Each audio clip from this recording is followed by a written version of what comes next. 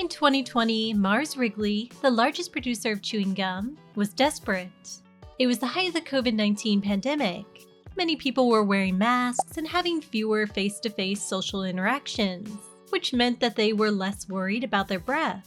They were also making fewer trips to grocery and convenience stores, and so they were buying less gum, nearly a third less in fact. And demand for gum hasn't really come back to pre-pandemic levels. To regain its past glory, Mars Wrigley has recently begun positioning its Orbit Extra, Freedent, and other brands as wellness products to relieve stress and boost concentration, particularly for young people, a market that has largely ignored chewing gum in favor of novel candies. Mars Wrigley called its strategy the, quote, most significant change to its chewing gum brand in 100 years. But this isn't the first time Wrigley has advertised its gum as a way to relieve stress. In fact, Wrigley used the same marketing strategy more than 100 years ago. This is a story of how Wrigley made its gum into more than just a breath freshener.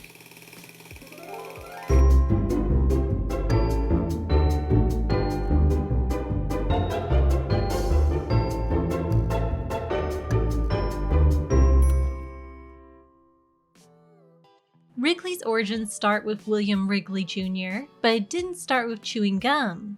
It started with scouring soap and baking soda.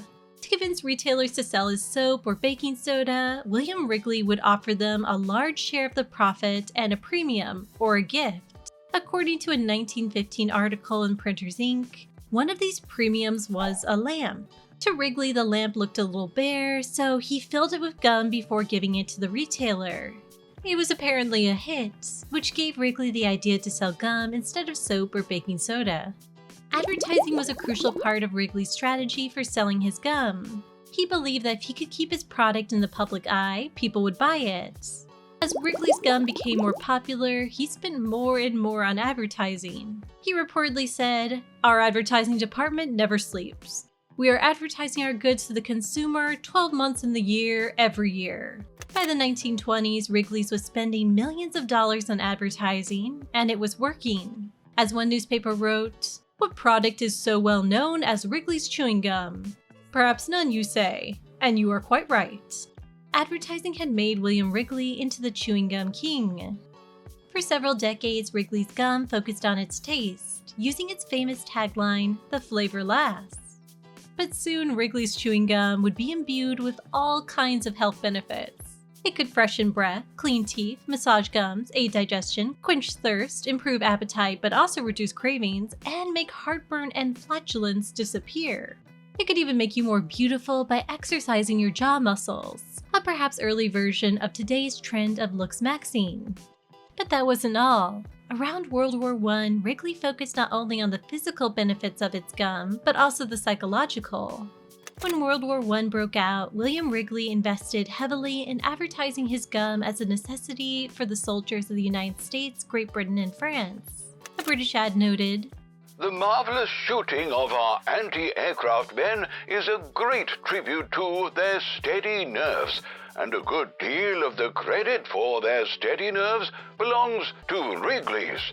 It is simply marvelous what a soothing, steadying effect a piece of the world-famous chewing gum has upon the nerves."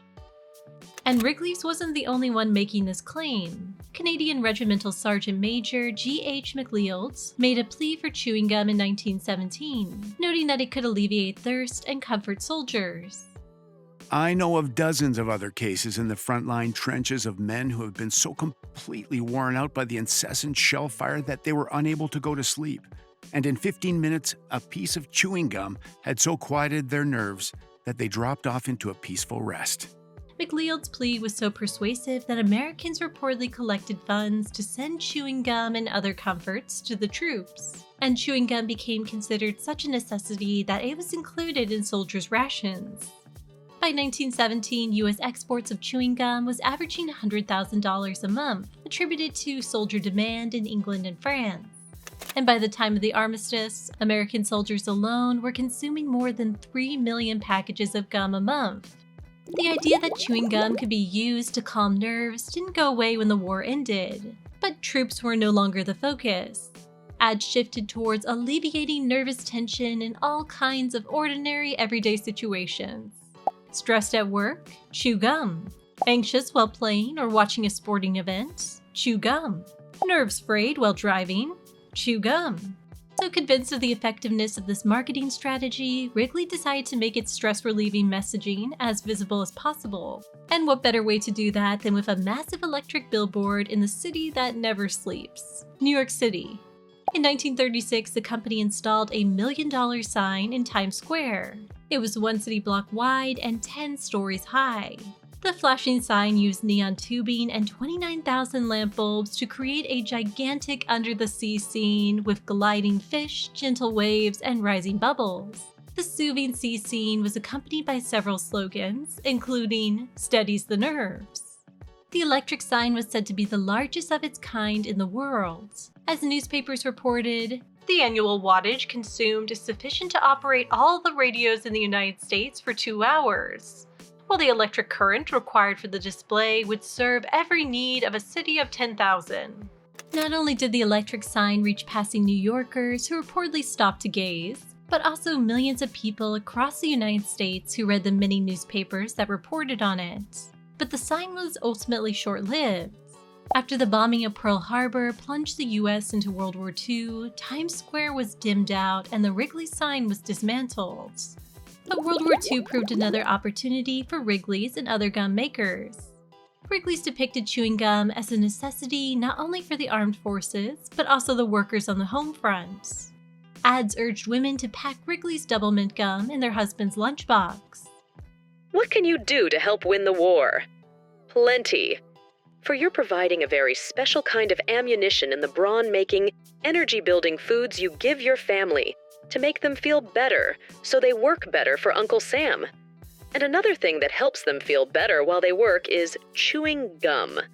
Scientific tests in factories show that chewing gum helps relieve fatigue, monotony, and nervous tension. And the New York Times reported, "Today workers on the war production lines are urged to chew gum to ease the strain of ever faster work." So how much of this rhetoric was just marketing versus reality? Professor Harry L. Hollingworth of Columbia University spent a year studying 20 subjects in a series of different experiments to measure, quote, tension outlets using chewing gum. In an article published in Science in 1939, Professor Hollingworth noted, "The workers unanimously report themselves as feeling more relaxed while chewing than during either of the other two conditions, normal and control. In one experiment, 8 subjects, 6 days, subjectively felt relaxation increased 14% over control and 19% over normal while chewing." And a survey of, quote, one large group of people, published by Wrigley in 1943, noted that 32% of people chewed gum while working to help relieve nervous tension. But Wrigley wanted to know more. When asked, Wrigley knew that most people would say that they chewed gum to freshen their breath, clean their teeth, etc. The same reasons Wrigley gave for chewing gum in his advertisements. So in the late 1940s, Wrigley hired agency Weiss and Geller to uncover the unconscious motivations behind chewing gum. Weiss and Geller were among a growing wave of Madison Avenue admin who wanted to use psychoanalysis to tap into the hidden desires of consumers. Weiss and Geller turned to the Institute of Psychoanalysis in Chicago, of which Ed Weiss of Weiss and Geller was the director. The institute conducted a study that revealed that there were 3 basic underlying reasons for why people chew gum.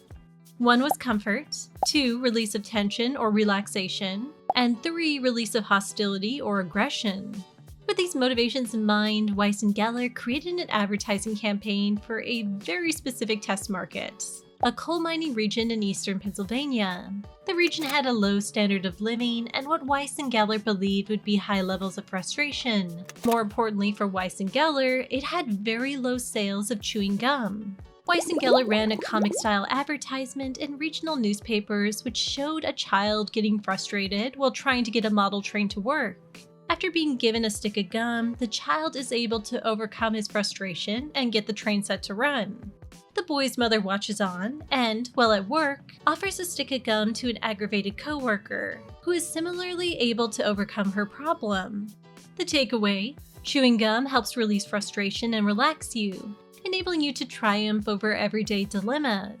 This comic-style advertisement was small, taking up less space than the usual Wrigley's ad.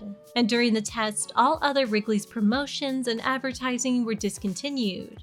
And yet, sales of chewing gum boomed in the area, and the advertising campaign was expanded into 14 other markets.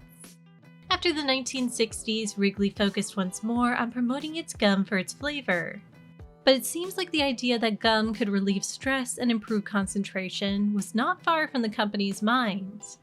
In 2006, Wrigley decided to renew its research into proving the benefits of chewing gum by establishing the Wrigley Science Institute. According to Wrigley, the institute would be independent of the company, with research published in peer-reviewed journals. Wrigley was specifically interested in finding scientific evidence that chewing gum could help manage weight, improve cognition and focus, and help manage stress. And Wrigley isn't the only one looking into the potential of chewing gum for stress. Results have been mixed, but a study from Japan showed that participants who chewed gum twice per day for 2 weeks had significantly lower anxiety than a control group. Another showed that chewing at least 2 pieces of gum for 20 minutes a day had a beneficial impact on the perceived stress of college students. And according to the American Institute of Stress, quote, "There is little doubt that chewing gum can be a powerful stress buster. One only has to look at a tightly contested baseball game on TV to see how many players, coaches, and managers are vigorously chewing bubblegum to relieve their pent-up tension." So while calling chewing gum a stress reliever may not be the novel concept Mars Wrigley is presenting it as, it may actually be closer to the truth than some of the company's earlier health claims. But will it convince consumers to pick up a pack of gum the next time they're in the supermarket? If you like this video, please consider giving it a like and subscribing to my channel below. It really helps me out. Thanks for watching, and I'll see you next time.